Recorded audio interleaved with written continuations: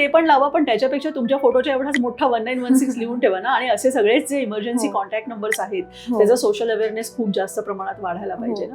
आणि हे actually BMC आणि इतर नगरपालिका जे आहेत त्यांच्या वेबसाईटवरती एक रिपोर्ट असते की मॉन्सून प्रिपेअर्डनेससाठी त्यांनी काय काय केलंय. तर त्या रिपोर्टमध्ये तुम्हाला सगळे डिझास्टर रिस्पॉन्स, हेल्पलाईन नंबर्स, ते सगळे नंबर्स भेटतील. तर प्रतीक्षा, सगळ्यात पहिल्यांदा ना मला हे जाणून घ्यायचंय की आपण जेव्हा म्हणतो की प्री मॉन्सून तयारी, मॉन्सून प्रिपेअर्डनेस ज्याला म्हणतात, लोकल लेवलवरती स्ट्रॉंग वॉटर ड्रेनेज डिपार्टमेंट्स असतात, वॉटर डिपार्टमेंटही असतं इन कॉर्डिनेशन. जे लोकल लेव्हलवरती आपण म्हणतो ना की स्थानिक नगरसेवक म्हणा, तर त्यांच्याकडनं पण काही चेक वगैरे होतात का की आपल्या एरियामध्ये? ह्या डिपार्टमेंटचं कॉर्डिनेशन झालं पाहिजे. पण त्या व्यतिरिक्त बिकॉज मुंबई सारखं शहर खूप मोठं आहे, इथे वेगळे एजन्सीज ही आहेत, जसे रेल्वेज फॉर एक्झाम्पल. सगळीकडे वेगवेगळ्या, म्हणजे तिकडे कुठली राजकीय पार्टी कुठली असो, काम करणारे प्रशासकीय अधिकारी वेगवेगळ्या प्रकारचे असो, पण सगळीकडे तुंबणं वगैरे हे प्रकार होतातच आहेत. तर तिथे ट्रीज आहेत रेल्वे लाईन्सला लागून, तर त्याची प्रूनिंग करणं, म्हणजे त्याची कटिंग करणं. तुमचं वेस्ट कसा मॅनेज होत आहे, ड्रेन्स चोकअप नाही होत आहे. पण ड्रेन्स चोकअप होण्याचं मेजर कारण आर सिटिझन्स ओनली. आता आपण हा विषय निघालाय म्हणून ते विचारते लगेच की तू प्रेक्षकांना एक सांग की एल निनो आणि ला निनो मध्ये नेमकं काय आहे ते. तर मुंबईमध्ये काही ठिकाणी 24/7 वॉटर सप्लाय आहे, तर मग ते काही वेळेसाठी ते वॉटर सप्लाय बंद करतात.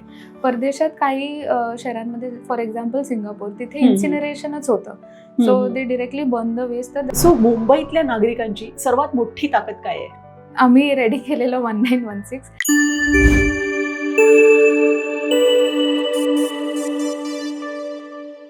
नमस्कार, मी स्वाती छत्रे मायदेव.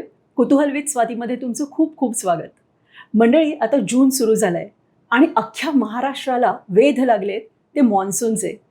पण पावसाच्या आगमनाच्या आनंदाबरोबरच मुंबई, पुणे, ठाणे अशा सगळ्या नगरांमध्ये आणि महानगर, उपनगर सगळीकडेच नागरिकांच्या मनामध्ये थोडीशी धास्ती पण असते. यंदा माझं नगर पाण्याखाली जाईल का, पूर येईल का, असे सगळे प्रश्न भेडसावत असतात. तर ह्याच्यासाठी ॲक्च्युली प्री मॉन्सून काही तयारी असते आणि याच्यामध्ये शासन, प्रशासन, कंत्राटदार असे खूप लोक इन्व्हॉल्व्ड असतात.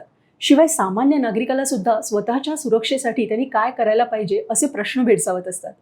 त्याच्यामुळे ह्या विषयावरती एक डीप डाईव्ह होण्यासाठी मी अशा योग्य व्यक्तीला शोधत होते जी ह्या विषयातली तज्ज्ञ आहे आणि त्यांच्याकडे कुठल्याही राजकीय हेतूशिवाय एक वेगळा अँगल असेल थर्ड पार्टी म्हणून बघण्याचा, आणि ह्या सगळ्यामधलं त्यांना परफेक्ट नॉलेज असेल, डेटा असेल, एक्सपर्टीज असेल आणि आपल्याला ह्या विषयावरती नीट सामान्य माणसाच्या टर्म्समध्ये समजावून सांगू शकेल. सो हा शोध घेताना मी आत्ता आले प्रजा फाउंडेशनच्या ऑफिसमध्ये. ही एक नॉन पार्टिसन NGO आहे आणि हे लोक डेटा गोळा करतात, नागरी प्रश्न जे असतात त्यावरती त्यांचा अभ्यास असतो आणि एक्सपर्टीज नॉलेजच्या बेसवरती ते त्यांचा अनालिसिस तयार करतात, रिपोर्ट पब्लिश करतात. कित्येकदा तर सरकारला सुद्धा त्याचा उपयोग होतो. आज आपल्यासोबत प्रजा फाउंडेशनच्या महाराष्ट्र डिव्हिजन मॅनेज करणाऱ्या प्रतीक्षा देवळेकर आहेत. सो आपण मॉन्सूनच्या प्रतीक्षेत असताना प्रतीक्षालाच विचारूया की प्री मॉन्सून तयारीच्यासाठी आपण किती पाण्यात आहोत. व्हिडिओ प्रतीक्षाला. प्रतीक्षा, कुतूहल विथ स्वातीमध्ये तुझं खूप खूप स्वागत. Thank you so much Swati. आणि आज ह्या विषयासाठी तू कुतूहलला जो वेळ देतेस त्याच्यासाठी तुझं आणि प्रजा फाउंडेशन दोघांचे सुद्धा खूप खूप आभार. It's our pleasure. ओके. आणि आपल्याकडे ॲक्च्युली कुतूहलला सगळ्या गेस्टसाठी एक गिफ्टिंग पार्टनर मिळालेला आहे. हे आहेत मॅकव्हर्स आर्ट स्टुडिओ म्हणून. त्यांच्याकडनं हे गिफ्ट मिळालेलं आहे. डिजिटल पेंटिंग आहे हे आणि फ्रेम स्वरूपामध्ये ते दिलेलं आहे. तर हे आपण त्यांना देऊया. Thank you so much. आणि त्याच्यासोबत कुपन सुद्धा त्यांनी दिलेलं आहे. त्यांचे डिटेल्स मी डिस्क्रिप्शनमध्ये टाकणारच आहे आणि सगळ्या व्ह्युअर्सच्यासाठी सुद्धा त्यांनी 10 ते 15% डिस्काउंट ठेवलेला आहे. सो तुम्ही फक्त कुतूहलला सबस्क्राईब करायचं आहे आणि त्याचा स्क्रीनशॉट त्यांना पाठवायचा आहे. सो तुम्हाला तो डिस्काउंट मिळेल. खूप छान पेंटिंग्ज आहेत, तुम्ही नक्की ट्राय करा. सो प्रतीक्षा, सगळ्यात पहिल्यांदा मला हे जाणून घ्यायचं आहे की आपण जेव्हा म्हणतो की प्री मॉन्सून तयारी, मॉन्सून प्रिपेअर्डनेस ज्याला म्हणतात, तर त्याच्यामध्ये नेमकं काय काय येतं ते मला सांग. आणि कोणत्या लेव्हलला एखादा वॉर्ड ऑफिसर म्हणा किंवा प्रशासन बेसिकली हे सर्टिफाय करते की येस आम्ही सगळं आता तयार आहोत. ओके. सो जनरली आपण बघायला गेलं तर युनियन लेवल, स्टेट लेवल आणि लोकल लेवल, ज्याच्यात सिटी गव्हर्नमेंट्स असतात, जे म्युन्सिपल कॉर्पोरेशन्स असतात, BMC, Pune municipal corporation etcetera, हे वेगवेगळे एजन्सीज असतात.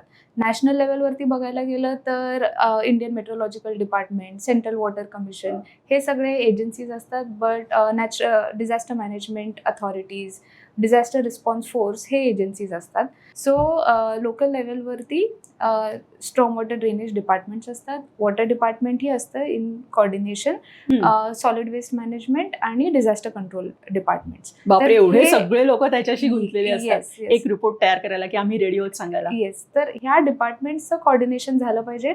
पण त्या व्यतिरिक्त बिकॉज मुंबईसारखं शहर खूप मोठं आहे, इथे वेगळे वेगळे एजन्सीज ही आहेत. जसे रेल्वेज फॉर एक्झाम्पल, तर तिथे ट्रीज आहेत रेल्वे लाईन्सला लागून, तर त्याची प्रूनिंग करणं म्हणजे त्याची कटिंग करणं. राईट. सो ते त्याच्यासाठी ते पडू नयेत म्हणून. येस येस, त्याच्यासाठी पण BMC is responsible, as in not responsible but Indian railways जे आहेत ते BMC कडनं मदत घेतात ह्याच्यासाठी.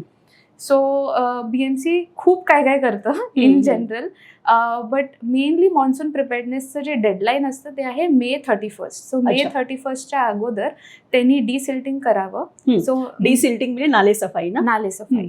आणि त्याच्यामध्ये नाले किंवा रिव्हर वगैरे सगळं आलं, म्हणजे जिकडे वॉटर बॉडीज आहेत जेवढ्या म्हणून. ओके. सो मुंबईमध्ये मेनली मिठी रिव्हर आणि मेजर आणि मायनर ड्रेन्स असं म्हणतात ते. मिठी रिव्हर आहे मुंबईमध्ये सध्या रिपोर्ट्स मध्ये तरी आहे, कागदावर आहे. येस.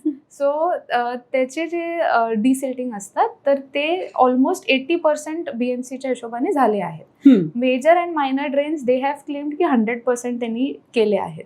आता फर्स्ट मॉन्सून जेव्हा येईल तेव्हा आपल्याला कळेल की पहिल्या मॉन्सूनच्या पहिला मुसळधार पाऊस झाला की सगळ्या त्यांच्या हे जे असतात दावे सगळे वाहून जातात ऍक्च्युली. सो ऍक्च्युली ह्याचा प्रॉब्लेम असतं कारण की डेटा कॉर्डिनेशन मध्ये मिसमॅनेजमेंट होते. आता आपले ड्रेन्स जे आहेत ते खूप जुने आहेत. नवीन ड्रेन्स त्यांनी क्रिएट केले आहेत. स्टॉर्म वॉटर ड्रेन्स भरपूर ठिकाणी ईस्टर्न सबर्ब्स आणि सिटीमध्येही क्रिएट केलेले आहेत.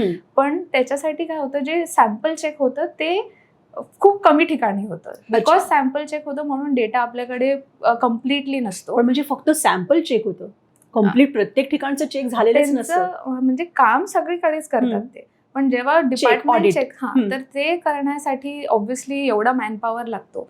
पण they try their best. But sample चेकिंगमुळे असं होतं की मे बी सगळे जे फ्लड प्रोन एरियाज आहेत ते चेक नाही होत. पण त्यांचं मेन काम आहे की जे फ्लड प्रोन एरियाज आहेत त्याला मॅप करणं. बिकॉज त्यांच्याकडे डेटा असतो ओव्हर द इयर्सचा, तर ते मॅप होतात आणि मग त्याच्यावरतीच ते काम चालू करतात. ओके. पण मग आता इकडे ना आपण जेव्हा असं म्हणतो की शासन, प्रशासन, कंत्राटदार म्हणा आणि सामान्य नागरिक, तर ह्या सगळ्यांच्या अँगलनी जर का आपण बघितलं तर शासनाचा इथे काय कितपत रोल येतो ह्या बाबतीमध्ये, की फक्त पॉलिसीज बनवायच्या, बजेट द्यायचं, इतपत रोल येतो?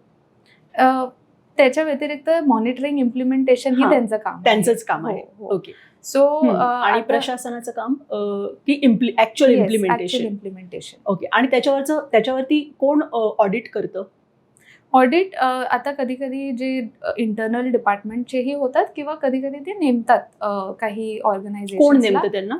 BMC स्वतःच नेमते. आपल्याच कामाला चेक करण्यासाठी एक ऑडिट प्रॉपर सिस्टीम म्हणून ते नेमतात. एक्सटर्नल ऑडिट्स होत असतात. ओके. आणि जे लोकल लेव्हलवरती आपण म्हणतो ना की स्थानिक नगरसेवक म्हणा, तर त्यांच्याकडनं पण काही चेक वगैरे होतात का की आपल्या एरियामध्ये? ते सगळ्यात मोठं रोल प्ले करतात. आणि आता मला वाटतं नुकतेच ते परत म्हणजे हे सुरू झालेले, तोपर्यंत नव्हते ना, आता मध्यंतरी आपल्याकडे ती सिस्टीमच नव्हती. ओके.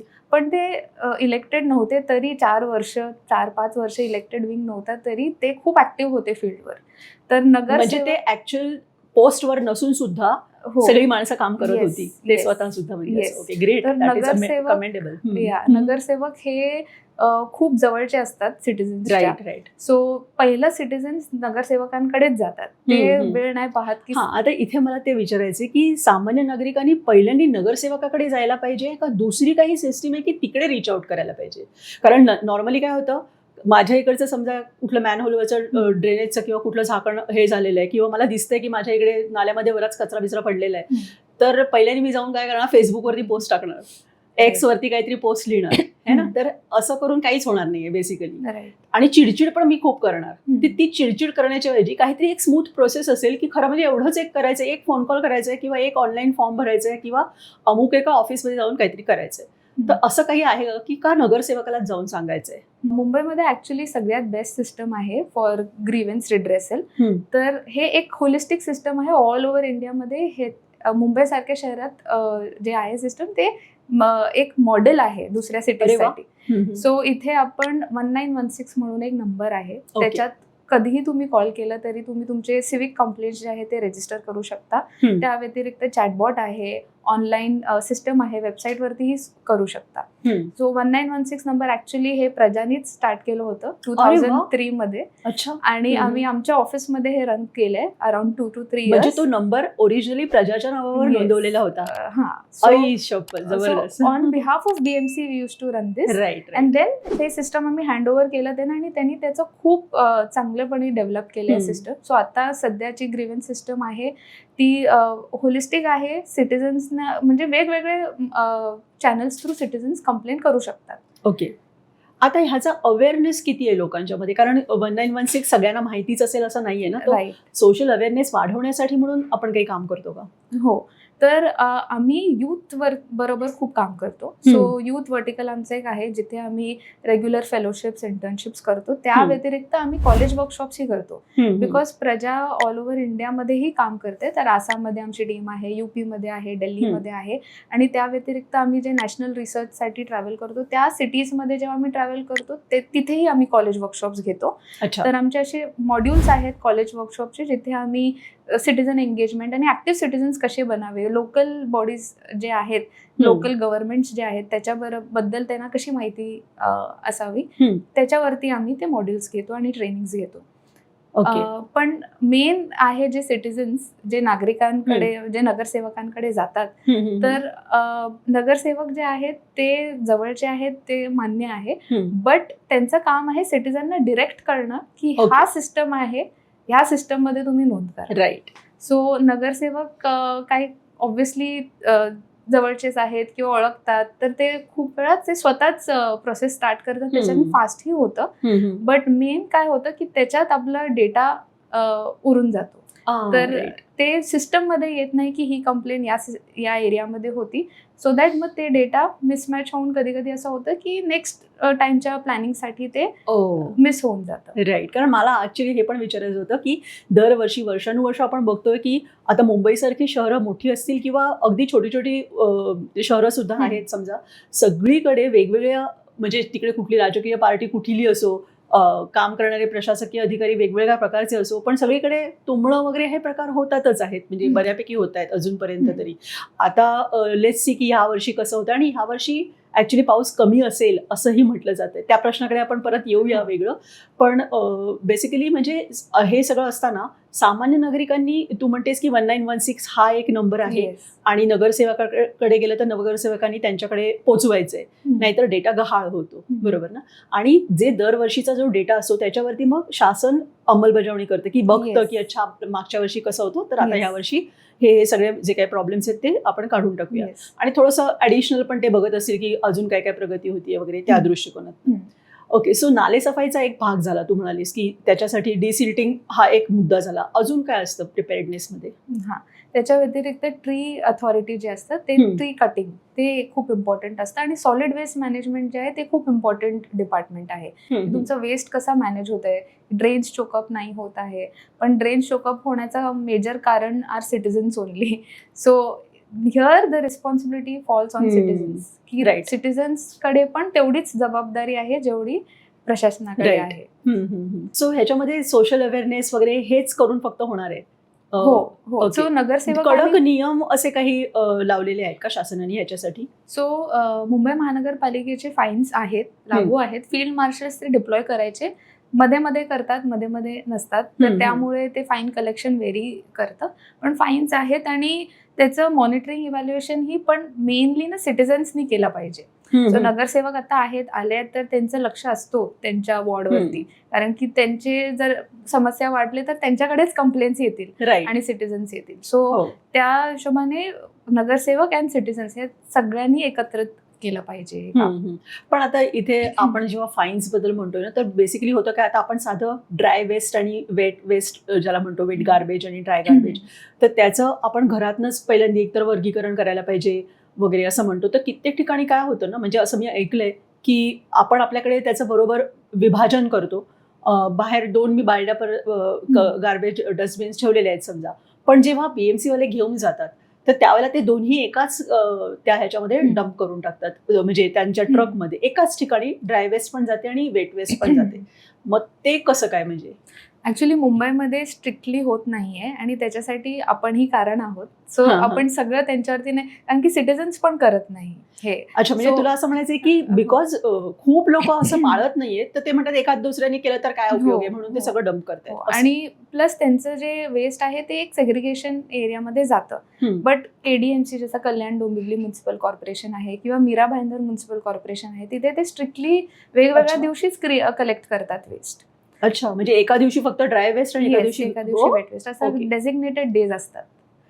पण सिटिझन पार्टिसिपेशन आहे ते हे महत्वाचं आहे, एस्पेशली सॉलिड वेस्ट मॅनेजमेंट आणि सेग्रिगेशन. कारण की कचरा आपणच करतो पण ती जबाबदारी आपण घेत नाही. त्याच्यात एक एक्झाम्पल मी तुम्हाला देऊ शकते की शिलाँगमध्ये आम्ही असंच रिसर्चसाठी गेलो होतो.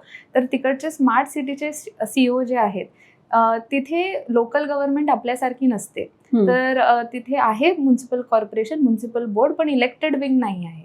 तर तिथे दरबार श्नॉंग म्हणून असे ट्रायबल ग्रुप्स जे असतात ते ग्रुप्सच असतात ते. त्याच्यात त्यांचे प्रोसेसेस सगळे जे त्यांना मदत लागते सिव्हिक इश्यूसाठी ते होऊन जातं. तर ते म्हणाले की मी 2 दिवसात दरबार श्नॉंग बोलवले माझ्या सिटीमध्ये, तर मी लिटरली 1 आठवड्यात ते संपवू शकतो की त्यांना सॉलिड वेस्ट मॅनेजमेंटमध्ये सेग्रिगेट करायचं आहे, ड्राय वेस्ट आणि वेट वेस्ट. तर त्यांचे सिटिझन्स तेवढं त्यांच्या एरियाला स्वतःचं मानतात, ट्रायबल्स आहेत म्हणून प्रेही करतात नेचरला. सो ते खूप इझी पडतं त्यांना. पण मुंबईसारख्या शहरात हे डिफिकल्ट आहे, ते आपल्यालाही माहिती आहे. सो मेजर रिस्पॉन्सिबिलिटी सिटिझन्स घेणं अवॉइड करतात. That is a major challenge. Right. So overall monsoon pre प्रिपेअर्डनेससाठी आपण म्हणू तर लोकल गव्हर्नमेंट्स जे आहेत ते डिसिल्टिंग, मॅनहोल्सचं प्रिकॉशन घेणं, त्यांचं मॅपिंग करणं, फ्लड प्रोन एरियाजची मॅपिंग करणं, लँडस्लाईड एरियाजची मॅपिंग करणं. आणि त्याच्यासाठी ते काही ऑर्गनायझेशन्स आहेत आणि एजन्सीज आहेत, त्यांना ऑलरेडी ते नेमतात. आणि जर डिझास्टर झालं तर ते फर्स्ट रिस्पॉन्स टीम्स असतात. आणि त्याच्या व्यतिरिक्त BMC जे आहे ते म्युन्सिपल कॉर्पोरेशन सोबत जे NGOs अटॅच्ड आहेत त्यांना खूप ऍक्टिव्हेट करतात. अच्छा. सो ते इन्व्हाइटही करतात, जसं प्रजालाही इन्व्हाइट करतात बिफोर मॉन्सून की एक मीटिंग आहे, तर इथे आपण काय करू शकतो, काय चर्चा करू शकतो, त्याच्यावरती जे प्री प्रिपेअर्डनेस आहे ते प्लॅन आउटलाईन करतात. अच्छा. सो ऍक्च्युली ऑर्गनायझेशन्सना सांगतात की असं जेव्हा जर काही डिझास्टर झालं तर तुम्ही कसं मदत करू शकता आम्हाला, तर ते प्लॅन करून ते एक लिस्टमध्ये मेंटेन करतात त्यांची. अच्छा. ओके. मग त्या प्रिपेअर्डनेस मधले तू सगळे जे आतापर्यंतचे मुद्दे सांगितलेस त्यातले मला वाटतं आपण पहिले 3 कव्हर केले. डिसिल्टिंगचं झालं, आपलं ट्री प्रूनिंगचं झालं. पुढचा काय मुद्दा आहे? एक डिवॉटरिंगचा पण मुद्दा आहे. सो डिवॉटरिंग प्रिपरेशन म्हणजे फॉर एक्झाम्पल आता पाहू तर हिंदमाता एरिया जे आहे तिथे खूप पाणी साचायचं. सो त्यांनी काय केलं की एक ग्राउंडच्या खाली एक टँक सारखं सिस्टम डेव्हलप केली. तिथे जे साचलेलं पाणी आहे ते तिथे जायचं.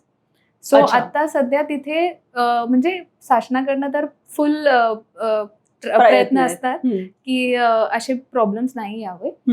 So that is one of the, म्हणजे ते पाणी तिकडे त्या टँक्स मध्ये जातं, अशी सिस्टम केली आणि मग परत ते उपसून काढतात. येस, असं म्हणजे जास्त जमा झालं की ते उपसून काढतात. पण तरी पण अजूनही भरतच आहे ना, म्हणजे तसं म्हणजे ही सिस्टम लागू केल्यानंतर पण भरतंय ना अजूनही. ते डिपेंड करतं की किती पाणी आहे ते. आता फॉर एक्झाम्पल यावेळी एल निनो आहे म्हणून पावसाचं प्रमाण कमी असेल असं म्हणतायत, पण you never know, torrential rainfalls कधीही येऊ शकतात. सो ते त्याच्यावरती डिपेंड करतं. ओके. आता आपण हा विषय निघालाय म्हणून ते विचारते लगेच की तू प्रेक्षकांना एक सांग की एल निनो आणि ला निनो मध्ये नेमकं काय आहे ते आणि ते कसं हे होतं, म्हणजे त्याच्यावर कसं कळतं की पावसाच्या प्रमाणात. एल निनो मध्ये काय होतं की पॅसिफिक ओशनचे जे सरफेस टेम्परेचर आहे ते वॉर्म होतात आणि ला निनामध्ये त्याचं ऑपोजिट होतं, ते कूल होतात. एल निनो मुळे इंडियामध्ये जे आहे ट्रेड विंड जे आहे ते विकेन होतात, म्हणून पाऊस इथे कमी पडतो. सो मेनली तोच मुद्दा आहे, अजून काही नाही. म्हणून BMCने आधीच जाहीर केलं होतं की वॉटर शॉर्टेज होऊ शकतं एक्सेट्रा. ओके. सो त्याच्यासाठी आपल्याला we have to be prepared. So we have to be prepared म्हणजे जनतेने प्रिपेअर्ड राहायचंय. पण शासनाकडनं त्याच्यासाठी काही तयारी केली जाते का की विशिष्ट वेळेतच पाणी सोडणं किंवा अमुक तमुक काहीही म्हणजे? हो, तर ते तसेच करतात, की आता मुंबईमध्ये काही ठिकाणी 24/7 वॉटर सप्लाय आहे. तर मग ते काही वेळेसाठी ते वॉटर सप्लाय बंद करतात. सो ते पॉकेट्समध्ये ते डिसाईड करतात, ते प्री प्लॅन करतात ते. ओके. सो नेक्स्ट तू आता म्हटलेस की फ्लड प्रोन एरियाबद्दलचं, तर त्याच्याबद्दल जरा डिटेलमध्ये सांग. ओके. सो फ्लड प्रोन एरियासाठी जे आहे ते BMC आणि इतर म्युनिसिपल कॉर्पोरेशन्स ते ऑलरेडी मॅपिंग करतात, की कुठल्या एरियामध्ये फ्लड होण्याची शक्यता आहे. सो जर मी रिसेंट माझं एक एक्झाम्पल घेतलं लास्ट इयरचंच, तर आमच्या इथे आमचं ऑफिस दादरला आहे. तर इथे पाणी साचलं होतं अराउंड 9-10 इथे पाणी साचलं होतं आणि तेव्हा जस्ट ऑफिसमध्ये येत होते लोक. सो आम्हाला जाणून घ्यायचं होतं की पाण्याचं स्तर अजून वाढणार आहे की नाही. तर आम्ही 1916लाच कॉल केला. ओके, तुम्हीच सुरू केलेल्या 1916ला. आणि त्यांना विचारलं की आता सध्या काय प्रेडिक्शन आहे. तर त्यांनी आम्हाला क्लिअरली सांगितलं की आधी ऑरेंज अलर्ट होता, आता रेड अलर्ट झाला आहे. सो तुम्ही वेकेट करू शकता ऑफिस. सो असं ह्याच्यासाठी पण आम्ही 1916 वापरतो. सो तेव्हा काय झालं, आम्ही इथून निघालो. By the time we reach Dadar station water was knee level. पण तिथून I stay in the eastern suburbs, तो तिथे गेल्यावरती घरी गेलो आम्ही आणि त्या मुलुंड स्टेशनवर पोहोचल्यावरती there was no water at all. So that was because की आम्ही एक वॉर्ड लेवलचा रिपोर्टही काढला होता त्याच वर्षी. So we got to know की तिथे स्टॉर्म वॉटर ड्रेनेजचा नवीन प्रोजेक्ट झाला होता आणि ते as a citizen I can real time see की अच्छा माझ्या एरियामध्ये तो प्रोजेक्ट झाला म्हणून इथे पाणी नाही साचलंय. ओके, साचलं नाहीये. पण दादरमध्ये ते प्रॉब्लेम होतं. So that is one of the things that as a citizen I was also happy to see की माझ्या एरियामध्ये काम झालंय म्हणून I am able to at least बरोबर. असं स्वतःच जे 1916 सारखं सुरू केलेलं आहे प्रजासंस्थेने आणि तिथेच तुला वापरायला मिळालं, हे खूप म्हणजे छान वाटलं असेल तुला पण. राईट. सो आत्ता आपल्याकडे काय परिस्थिती आहे म्हणजे ह्या संदर्भामधली, की काय वाटतंय सगळीकडे पाणी साचण्याची शक्यता असं जर आपण म्हटलं तर डेटा बेसिसवरती आपण काय सांगू शकतो आता? शक्यता तर आता सध्या आम्ही सांगू नाही शकत because we don't have data like map for it. But आम्ही कंप्लेंटचा डेटा घेतो. So over last 10 years drainage related 2 लाखाच्या वरती कंप्लेंट्स होते. अच्छा. आणि road related 2,80,000 related around complaints होते. So that was including mapping, manholes, tree pruning, potholes etcetera. So हे सगळे कंप्लेंट्स फक्त आम्ही सांगू शकतो की एवढे कंप्लेंट्स होते. On an average around 25,000 to 28,000 complaints yearly असे येतात मुंबईमध्ये related to drainage and roads. आणि मग त्याच्यावरती काम झालंय की नाही ते पण डेटा तुमच्याकडे असतो का? हो, त्याच्यावरती आमचा डेटा असतो की किती कंप्लेंट्स ऑलरेडी फुलफिल केलेले आहेत BMCने. सो कंप्लेंट क्लोज म्हणजे त्याचं सोल्युशन त्यांनी काढलंय. मग आतापर्यंतच्या समजा गेल्या काही वर्षांमध्ये ह्याचं पर्सेंटेज काय होतं की कम्प्लिशनचं? सो कंप्लेंट क्लोजिंगचा जो डेटा आहे तो आम्ही आमच्या सिविक व्हाईट पेपरमध्ये कॅप्चर करतो. सो लास्ट 2021 मध्ये जर पाहिलं तर 93% ऑफ द कंप्लेंट्स वर क्लोज्ड. अरे वा. आणि 2024 मध्ये जो आमचा होता व्हाईट पेपर त्याच्यात 87% कंप्लेंट्स वर क्लोज. सो 87%. सो बऱ्यापैकी BMC चांगलं काम करतं कंप्लेंट आणि ग्रीव्हन्स रिड्रेसलमध्ये. And that's why it's one of the examples for other cities. कारण की इथे एक ट्रस्ट बिल्डिंग पण आहे. जसं की recently one of my colleagues called 1916 again. कारण की एक मॅनहोल ओपन होता. ते पण लास्ट इयरचंच गोष्ट आहे. तर त्यांनी सांगितलं की तुम्ही सर तिथे थांबाल का 15 मिनिटं, आमची टीम येईल तिथे. So that is trust building right, की सिटीजन्सना पण वाटतं की माझी नगरपालिका माझ्यासाठी काम करत आहे. सो ते आले आणि मग नेक्स्ट डे सुद्धा त्यांना कॉल आलं की सर तुम्ही पाहिलं का मॅनहोल बंद आहे का, बंद आहे की नाही. So BMC is very prompt. पण त्यांना माहिती होतं का की हे प्रजाच्या कोणीतरी नाही तर फक्त प्रजासाठी अशी प्रॉम्प्ट ऍक्शन? तसं नाही. ओके. सो बेसिकली म्हणजे सामान्य नागरिकाने सुद्धा कुठे संपर्क करायचा आहे तर तो 1916ला. हो राईट. आम्हाला पण बघायला लागतं राईट की आम्ही जी सिस्टम चालू करून दिली ती व्यवस्थित चालते. राईट. पण मग हा 1916चा परत मला त्याच मुद्द्याकडे यायचे की आपण जो सोशल अवेअरनेस म्हणतो त्याच्यासाठी प्रत्येक म्हणजे एका एरियामध्ये मोठे बोर्ड्सवरती प्री मॉन्सून तयारीमध्ये अशा प्रकारचे होर्डिंग्स वगैरे आपण जिकडे आपण सगळ्या राजकीय नेत्यांचे वगैरे हे बघतो वाढदिवसाचे वगैरे, त्याच्याऐवजी तिकडे किंवा तुम्ही ते पण लावा, पण त्याच्यापेक्षा तुमच्या फोटोच्या एवढाच मोठा 1916 लिहून ठेवा ना. आणि असे सगळेच जे इमर्जन्सी कॉन्टॅक्ट नंबर्स आहेत त्याचा सोशल अवेअरनेस खूप जास्त प्रमाणात वाढायला पाहिजे ना. आणि हे ऍक्च्युली बीएमसी आणि इतर नगरपालिका जे आहेत त्यांच्या वेबसाईटवरती एक रिपोर्ट असते की मॉन्सून प्रिपेअर्डनेससाठी त्यांनी काय काय केलंय. तर त्या रिपोर्टमध्ये तुम्हाला सगळे डिझास्टर रिस्पॉन्स, हेल्पलाईन नंबर्स, ते सगळे नंबर्स भेटतील. पण ते म्हणजे लक्षात नाही राहत ना, कारण जाऊन बघायचंय, सगळं समोर दिसलं की लक्षात राहणार ना आपल्याला. ते नक्की केलं पाहिजे. इव्हन नगरसेवकांनीही त्याच्यात हेल्प केलं पाहिजे. बरोबर आहे.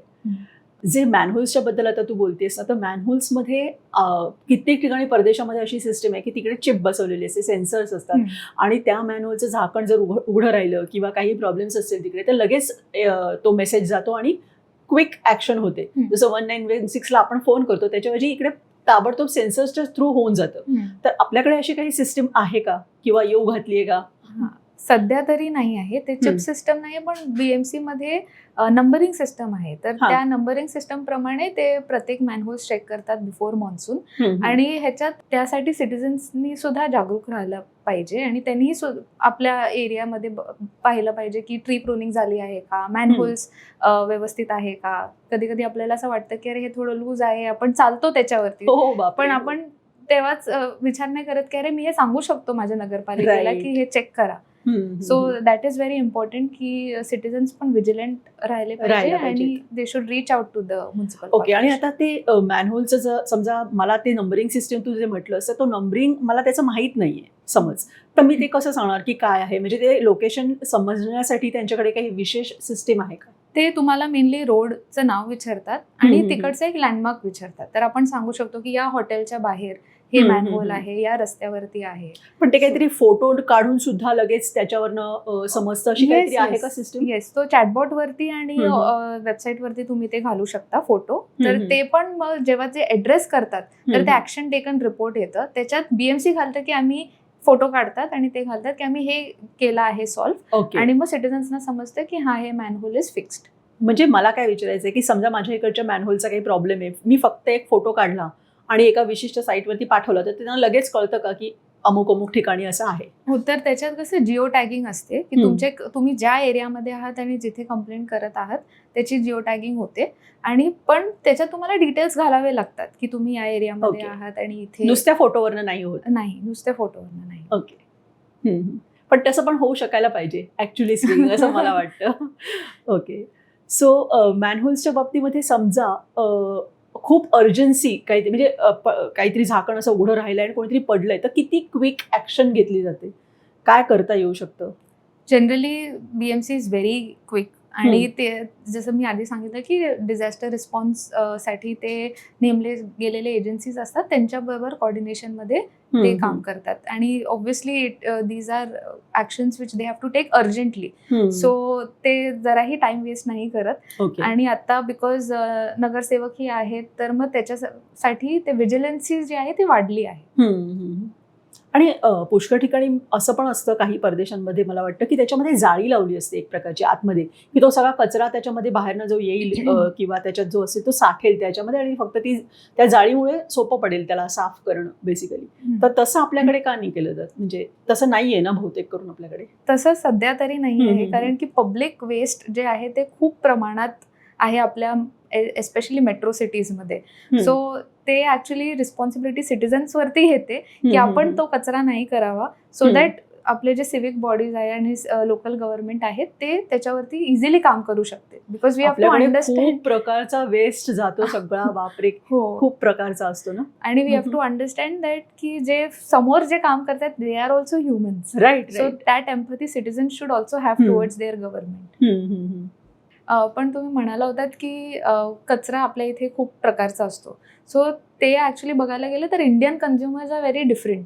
आपले जे वेस्ट आहेत ते भाजी, फ्रुट्स, इतर पॅकेट्स, प्लास्टिक बॉटल्स सगळे मिक्स्ड असतात. आणि आपण व्हेजिटेबल्स खूप जास्त प्रमाणात कन्झ्युम करतो, तर ते वेस्ट जास्त जनरेट होतं, पण आपण त्याच्यासाठी काही रिस्पॉन्सिबिलिटी घेत नाही. आपण ओला कचरा खूप कन्झ्युम करतो, म्हणजे खूप आपण निर्माण करतो. येस, आणि ते आपण बाहेरच टाकतो. सो त्याच्यासाठी citizens also have to take the responsibility. की काही ठिकाणी असं होतं की वेट वेस्ट कंपोस्टिंग घरीच करतात, पण आपल्याकडे फ्लॅट्स एवढे छोटे छोटे असतात, त्याच्यामध्ये काय करणार? तर नवी मुंबई म्युन्सिपल कॉर्पोरेशननी काही वर्षापूर्वी असं कंपोस्ट पिट्स द्यायला चालू केले होते. तर it was just a small basket जिथे कंपोस्ट असायचं आणि त्याच्यात तुम्ही तुमचं वेस्ट घालायचं, वेट वेस्ट घालायचं. त्याच्यात पण ते सांगतात, फॉर एक्झाम्पल जर कलिंगड खाल्लंय तुम्ही तर त्याचं खूप मोठं हे असतं राईट, कव्हरिंग, आउटर कव्हरिंग, तर त्याला तुम्ही कापून घालावं. सो ते जे गाईडलाईन्स आहेत क्रिया पण लवकर होईल. तर ते गाईडलाईन्स पण आहे ते त्यांनी दिले होते सिटिझन्सना. तर काही प्रमाणात ते झाले, पण ते ओव्हरऑल त्या सिटीमध्ये कारण की सिटिझन्सनी पण तेवढं साथ दिला नाही, दिलं नाही म्हणून ते स्प्रेड नाही झालं, पण ते त्यांनी स्टार्ट जरूर केलं होतं. सो असे महानगरपालिका आणि इतर सिटी गव्हर्नमेंट्स ट्राय करतात की सिटिझन्सना अवेअरनेस क्रिएट करून त्यांनाही या गोष्टींमध्ये कसं सपोर्ट करू शकतात ते करायला. But major responsibility also has to be taken by. पण म्हणजे आता समजा छोटे फ्लॅट्स असतील किंवा सोसायटी, मला म्हणायचं सोसायटी छोटी असेल तर पर फ्लॅट त्यांनी असं स्वतःहूनच जर दिलं गव्हर्नमेंटनी, तर त्यांचा नंतरचा खर्च खूप प्रमाणात वाचेल ना बेसिकली, की प्रत्येकाला दिलं. आणि मोठ्या जे कॉम्प्लेक्सेस असतील त्यांना त्यांच्याकडे तेवढी जर का खाली जागा असेल तर तिकडे शासनाने मोठ्या प्रमाणावरती असं काहीतरी द्यावं.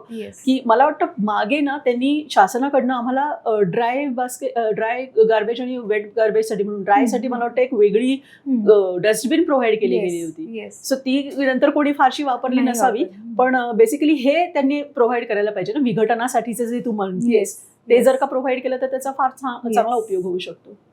सो वेट वेस्ट घरीच तुम्ही ट्रीट करतात आणि बाहेर जातच नाही. राईट. सो त्याला झिरो वेस्ट पॉलिसीही म्हणतात, की कसं आपण वेस्ट आपला कमी करू शकतो. राईट.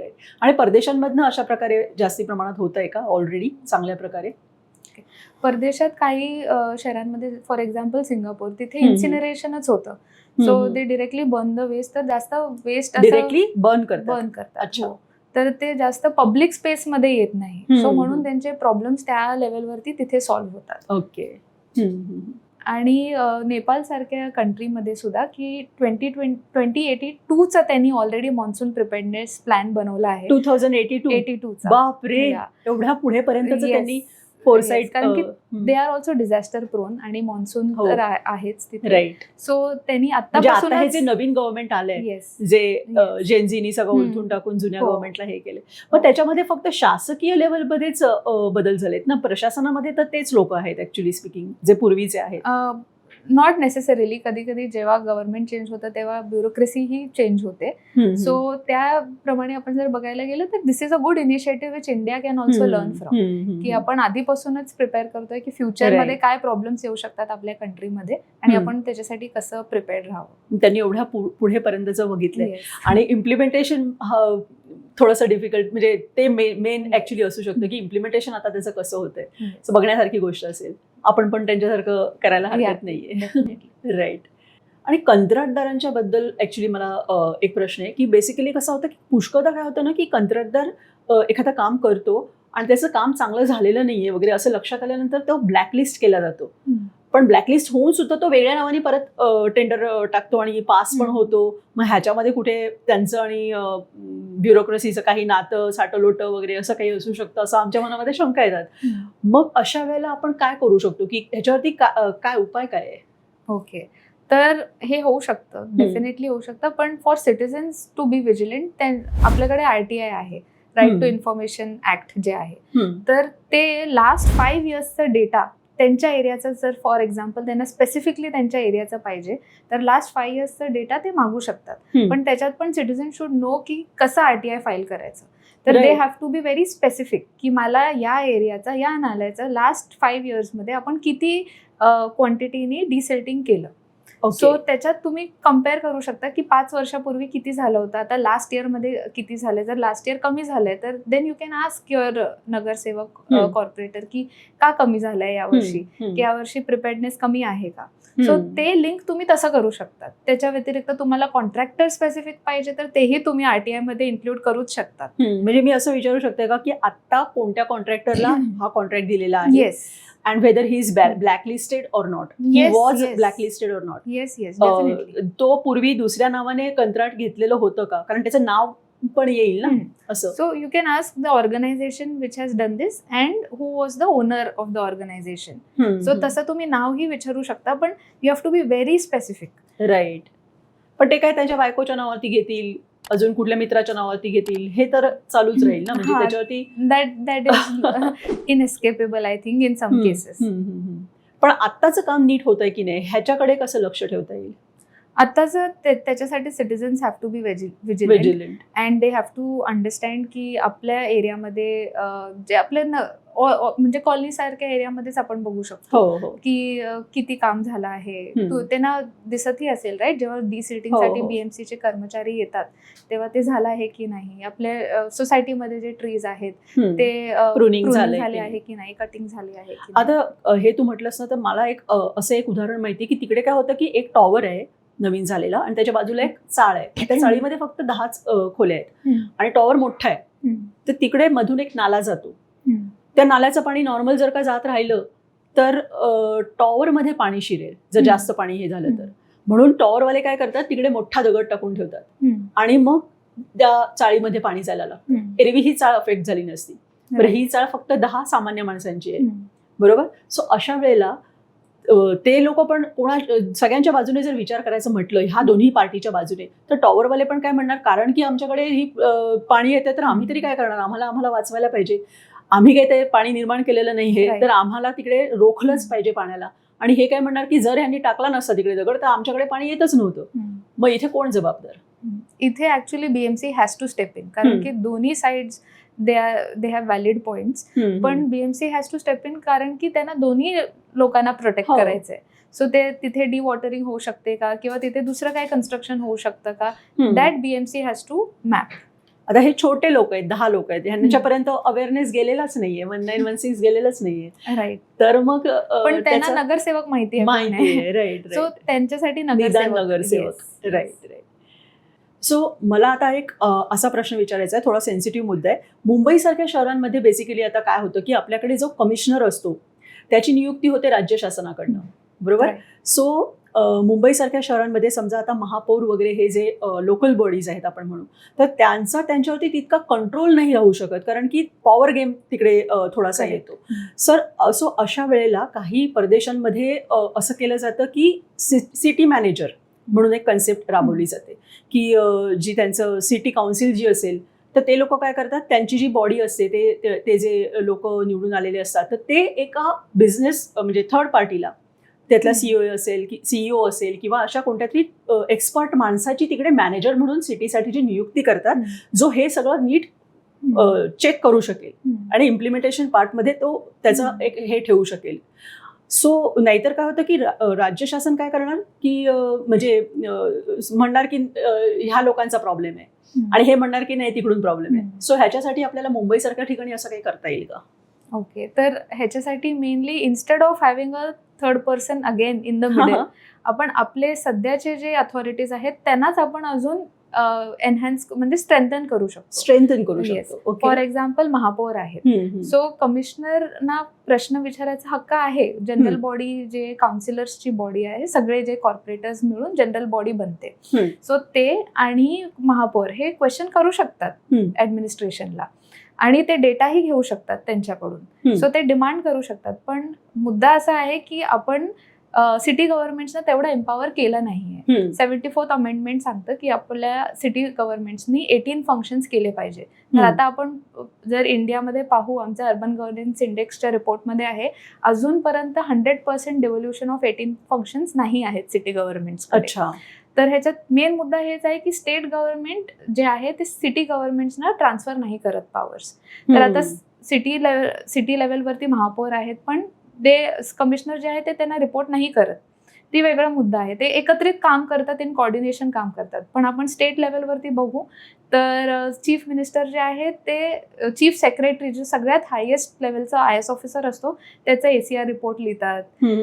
त्यांना ते अधिकार आहे, पण ते अधिकार आपण महापौरांना नाही दिलेत बिकॉज आपण अजूनही अर्बन लोकल बॉडीज हा प्रश्न हा वर्ड वापरतो. सिटी गव्हर्नमेंट नाही वापरत.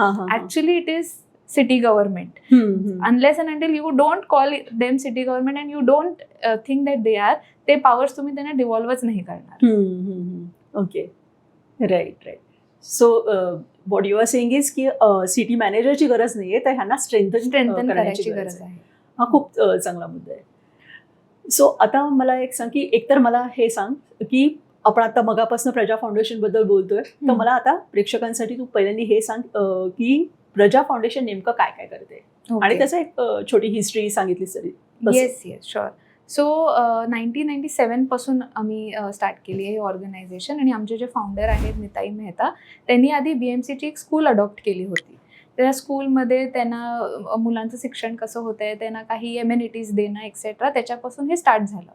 मग नंतर 99 मध्ये विचार केला की आपण गव्हर्नन्सकडे पण जायला पाहिजे, बिकॉज हे एम्युनिटीज आणि हे सगळं जे आपल्याला इम्प्रूव्ह करायचं आहे, तर ते अजून थोडं आपल्याला पुढे जावं लागेल. सो त्यांनी 1999 मध्ये BMCचा फर्स्ट सिटीझन चार्टर, म्हणजे इंडियामध्ये तो पहिला सिटीझन चार्टर आहे जो क्रिएट केलेला प्रजानी. आणि त्याच्यानंतर प्रजाची जर्नी स्टार्ट झाली. मग 2003 मध्ये जसं मी तुम्हाला सांगितलं 1916 हे नंबर डेव्हलप केलं. नंतर व्हाईट पेपर्स आणि report cards, MLA report cards, counsellor report cards, असे रिपोर्ट कार्ड्स आम्ही प्रिपेअर केले होते. नंतर 2017 मध्ये आम्ही थोडं एम्बिशियस झालो आणि आम्ही नॅशनल लेवलवरती गेलो. तर नॅशनल लेवलवरती आम्ही रिसर्च केला आहे ऑन अर्बन गव्हर्नन्स, म्हणजे स्टेटस काय आहे प्रत्येक स्टेटमध्ये. तर प्रत्येक स्टेटमध्ये जाऊन आम्ही त्या शहराच्या, त्या स्टेटच्या कॅपिटल सिटीजमध्ये जाऊन आम्ही एक दोन आठवडे असं स्पेंड करतो. तिथे तिकडच्या मेयर, कमिशनर, नगरसेवक यांना भेटून तिकडे काय चालू आहे ते बघतो. आणि ते आम्ही एक 42 इंडिकेटर्समध्ये तसं मॅप केलं आहे. अच्छा. सो नॅशनल रिसर्च करून मग आता आम्ही काय करतो की पॉलिसी ॲडव्होकसी आम्ही कसं करू शकतो, कारण की हे डेटा आम्ही कॅप्चर करतो, पण हे डेटा काम येणार आहे गव्हर्नमेंटलाच. सो हे गव्हर्नमेंटकडेच आम्ही परत देतो हे डेटा आणि त्यांना रेकमेंडेशन्स देतो की ते कसे वापरू शकतात हे data points to improve urban governance in their state and in their city. So हे ॲडव्होकसी आम्ही नगरसेवक, MLAs, MLCs आणि MPs, इलेक्टेड रेप्रेझेंटेटिव्ह आणि ॲडमिनिस्ट्रेशन दोघांबरोबरही करतो. ओके. सो प्रजाची आता किती ऑफिसेस आहेत किंवा किती स्टाफ आहे प्रजाचा? स्टाफ आमचं छोटीच टीम आहे. अराउंड 30 to 40 स्टाफ आहे वेगवेगळ्या सिटीजमध्ये. So Mumbai office is the head office आणि दिल्लीमध्येही आमचं एक ऑफिस आहे. त्या व्यतिरिक्त UP मध्ये आमची जी टीम आहे ती directorate of urban local bodies, म्हणजे गव्हर्नमेंटच्याच ऑफिसमध्ये बसते, because we partner with them. आणि आसाममध्ये सुद्धा state government, Guwahati municipal corporation आणि दिब्रुगड म्युन्सिपल कॉर्पोरेशन ह्यांच्याबरोबर आमचे MOUs आहेत.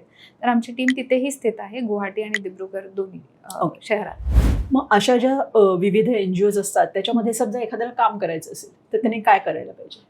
So mainly you need passion and willingness to work. Right. So वेगवेगळे NGOs आहेत आणि वेगवेगळ्या गोष्टींवरती काम करतात. तर आमचं स्पेसिफिक अर्बन गव्हर्नन्स आहे. तर आमच्या इथे पण इतर काही जे अर्बन प्लॅनर्स आहेत, अर्बन प्लॅनिंग जे शिकले आहेत ते पण येतात. पॉलिटिकल सायन्स, इकॉनॉमिक्स असे ग्रॅज्युएट्सही असतात. So men but even IT मधले पण तुम्हाला लागत असतील विविध विषयातले एक्सपर्ट्स. आणि अदर दॅन दॅट कुठली अशी, म्हणजे जसे सोशल वर्कर्ससाठी एक वेगळा कोर्स असतो किंवा काही सर्टिफिकेट असतं, तसं काही लागत नाही याला? नाही. ओके. इतर कुठल्याही प्रायव्हेट ऑर्गनायझेशन मध्ये आपल्या स्किलच्या जोरावर जसं काम मिळतं तसंच इथे पण आहे? येस. ओके. फक्त तो विलिंगनेस पाहिजे की शेवटपर्यंत आपल्याला आणि इंटरेस्ट हवा. राईट. ओके. सो समजा एखाद्या डिझास्टरच्या वेळेला मला पार्टिसिपेट करायचं ॲज अ सिटीझन, तर मी कोणाला कॉन्टॅक्ट करायला पाहिजे? तर पहिलं जेव्हा आपल्याला कळतं की असं काहीतरी होऊ शकतं इथे, तर सगळ्यात आधी immediately you should inform the BMC. जे 1916 जे नंबर सांगितले आहेत तिथे तर इमिडिएट रिस्पॉन्स गेला पाहिजे तुमचा. आणि प्लस तुम्हाला जेव्हा माहिती आहे तेव्हा तुम्ही इतर लोकांनाही कळवलं पाहिजे की असं सिच्युएशन आहे. आणि जर तुम्हालाही काय अडचण आली तर तुम्ही या नंबरला कॉल करू शकता, कारण की हे सिव्हिक इश्यूजचे कंप्लेंट्स आहेत. आपलं जनरली 100 कसं आपल्याला माहिती असतं, तसं 1916 ही आपल्याला माहिती असलं पाहिजे. अवेअरनेस वाढवायला पाहिजे. येस. राईट. आणि ह्याच्या व्यतिरिक्त तुमच्याकडे चॅटबॉट आणि वेबसाईट तर आहेच. सो सिटिझन्सनी ते जास्त प्रमाणात वापरले पाहिजे, कारण की जेव्हा तुमचे नोंद सिस्टममध्ये होते, अडचणीची नोंद सिस्टममध्ये होते, तेव्हा ते त्याच्यावरती प्लॅनही करतात next year. So that is very important की तुमचे जे इश्यूज आहेत ते सिस्टममध्ये गेले पाहिजे. राईट. फाईन. सो आपण आता रॅपिड फायर घेऊया. ओके. फटाफट त्याची उत्तरं तुला द्यायची आहेत, जे पहिल्यांदा मनामध्ये येईल तुझ्या इतक्या काळातल्या ह्याच्यावरच्या अभ्यासावरनं. ओके. ओके, पहिला प्रश्न असा आहे, मुंबई की पुणे पावसाळ्यात ड्रेनेज मॅनेजमेंटमध्ये सध्या कोणतं शहर जास्त गंभीर संकटात आहे? May be Mumbai. ओके, इकडे सगळे मुंबई पुणे वाद निर्माण होतील. ओके, महापालिकेची नालेसफाई फक्त कागदावर की खरोखर ग्राउंडवर? ग्राउंडवर ही. Okay, great. उघड्या मॅनहोलमुळे होणाऱ्या अपघाताला सर्वात जास्त जबाबदार कोण, कंत्राटदार की वॉर्ड इंजिनियर? दोन्ही आहेत ॲक्च्युली, पण वॉर्ड इंजिनियर्सनी मॉनिटरिंग केला पाहिजे रेग्युलरली. ओके. नागरी समस्या सोडवण्यासाठी सोशल मीडियावरील पोस्ट जास्त प्रभावी की RTI? RTI definitely. Okay. Smart सिटीचा सर्वात मोठा शत्रू भ्रष्टाचार की नियोजनाचा अभाव? भ्रष्टाचार. ओके. प्रजा फाउंडेशनचा सर्वात पॉवरफुल रिपोर्ट कोणता, बजेट रिपोर्ट की नगरसेवकांचे रिपोर्ट कार्ड? नगरसेवकांचे रिपोर्ट. ओके. सो मुंबईतल्या नागरिकांची सर्वात मोठी ताकद काय आहे?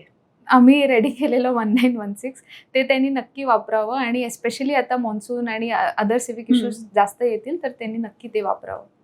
बरोबर, ग्रेट ग्रेट. आणि मग मला हे पण सांग की महाराष्ट्रातल्या नागरिकांची सर्वात मोठी ताकद आज काय आहे? ॲक्च्युली ऑल ओव्हर इंडिया आम्ही जे केले ते त्या हिशोबाने इकडचे कायदे खूप स्ट्रॉंग आहेत. ओके. सो ते नीट इम्प्लिमेंट करणं आणि फॉलो करणं हे आपल्याला आवश्यक आहे आता. अच्छा, महाराष्ट्रातली सर्वात बेस्ट सिस्टीम आहे का? हो. Great great. That's really great. So basically तू आज जी सगळ्या प्रश्नांची आता ही उत्तरं दिलीस त्याच्यावरनं मला अगदी नक्की वाटतंय की लोकांना अगदी त्यांच्या सामान्य माणसाला समजेल अशा भाषेत सगळं तू एक्सप्लेन करण्याचा मॅक्झिमम प्रयत्न केलेला आहेस. सो आय विश की सगळ्यांनी ह्याचा जरूर विचार करावा, 1916 लक्षात ठेवावं, आणि आजचा आमचा एपिसोड कसा वाटला हे नक्की सांगा. कमेंट्समध्ये तुमच्या एरियामधले काही प्रॉब्लेम्स असतील मॅनहोल्सचे किंवा नालेसफाईचे तर ते कमेंटमध्ये नक्की लिहा. प्रजा फाउंडेशनला ते नक्की तिकडनं पटकन कळतील. आणि मला हे सांगायचं आहे की कुतूहलचा हा नेहमीच असा प्रयत्न असतो की कुतूहल बेसिकली क्युरिओसिटी, पॉझिटिव्हिटी आणि रॅशनल थिंकिंग हे जास्तीत जास्त आपल्यामध्ये वाढावं, आणि विविध गेस्टकडनं आपल्याला त्या क्षेत्रातलं परफेक्ट नॉलेज मिळावं. सो कुतूहलची ही जी धडपड आहे, हा जो प्रयत्न आहे, हा जर तुम्हाला आवडत असेल तर तुम्ही स्पेशल थँक्सच्या मार्फत कुतूहलला आर्थिक पाठबळ देऊ शकता, आणि त्याच्यासाठी लाईक, शेअर ह्याच्या बाजूला स्पेशल थँक्सचं बटन आहे, त्याच्यावरती तुम्ही क्लिक करू शकता. प्रजा फाउंडेशनची ऑर्गनायझेशनची जी लिंक आहे ती डिस्क्रिप्शनमध्ये मी देणार आहे. तुम्ही अवश्य ती लिंक व्हिजिट करा. तिथले वेगवेगळे रिपोर्ट्स असतील ते पहा. डिझास्टर मॅनेजमेंटसाठी म्हणून किंवा इतर कुठल्या गोष्टीसाठी म्हणून त्यांनी काही व्हॉलंटियर्स मागवले असतील, कुठल्याही याच्यामध्ये जर का तुम्हाला प्रेक्षकांना सामील करून घ्यायचं आवाहन केलं असेल तर नक्की तिकडे जा. आपण असेच विविध लोकांना बोलवत राहू. पुढच्या भागात परत भेटूया. तोवर स्टे क्युरियस.